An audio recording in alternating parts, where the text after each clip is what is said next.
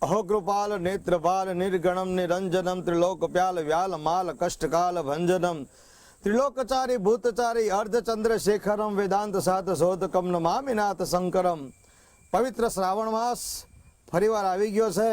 સમગ્ર ભારત વર્ષના ભક્તજનો ભગવાન ભોળિયાનાથના દર્શન કરવા માટે તલપાપડ બની રહ્યા છે। ત્યારે આવો આપણે ગુજરાતમાં અને એમાંય સૌરાષ્ટ્રમાં રાજકોટમાં જે આજી નદી માતા તરીકે ગણાય છે ત્યાં સ્વયંભૂ બિરાજમાન રામનાથ મહાદેવના દર્શન કરીએ, કારણ કે ભોળિયોનાથ તો સંકટ પડે ભીડ ટાળવા વાળો છે અને અનિષ્ટોને હરવા વાળો છે। તો આવો આપણે સ્વયંભૂ રામનાથ મહાદેવના દર્શન કરીએ મિત્રો।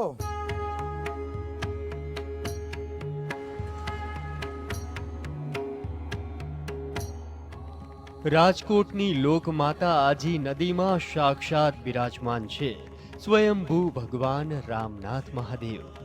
ભગવાન રામનાથ પૂર્ણ કરે છે દરેક ભક્તની મનોકામના।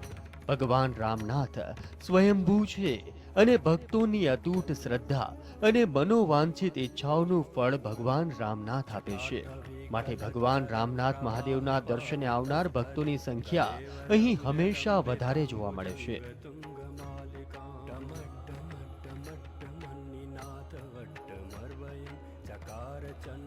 અહીં દરેક પર્વે ભગવાન રામનાથ મહાદેવના દર્શન માટે ભક્તોની ભારે ભીડ જામે છે। ભક્તો ભગવાન રામનાથને દૂધ અને બિલ્વપત્ર ચડાવીને રીઝવે છે। તો સ્વયંભૂ રામનાથ મહાદેવના આ મંદિરમાં હર હંમેશ ઓમ નમઃ શિવાય અને હર હર મહાદેવના નાદ ગુંજતા હોય છે। આજી નદી એ રાજકોટની લોકમાતા છે અને આજી નદીની વચ્ચોવચ્ચ ભગવાન રામનાથ મહાદેવ કેટલાય વર્ષોથી ભક્તોની તમામ મનોકામના પૂર્ણ કરતા આવ્યા છે। ભક્તોના તમામ દુઃખ દર્દ દૂર થાય છે, પરંતુ ભગવાન રામનાથ પોતે સ્વયં ડૂબી જાય છે।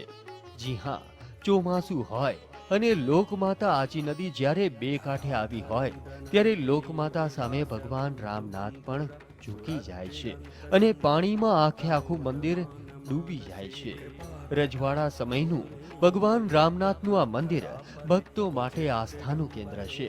અહીં રાજકોટથી જ નહીં પરંતુ આસપાસથી અનેક લોકો ધજા ચડાવવા માટે આવે છે અને અહીં ધજા ચડાવવા માટે આવતા ભક્તોની સંખ્યા સવિશેષ હોય છે, જે પ્રતીતિ કરાવે છે કે અહીં સાક્ષાત બિરાજમાન છે ભગવાન રામનાથ મહાદેવ।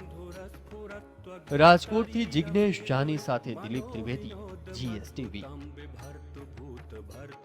દર્શક મિત્રો, આપણે સ્વયંભૂ રામનાથ મહાદેવના દર્શન કર્યા।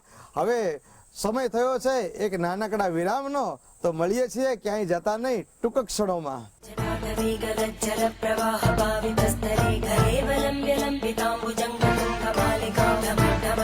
जल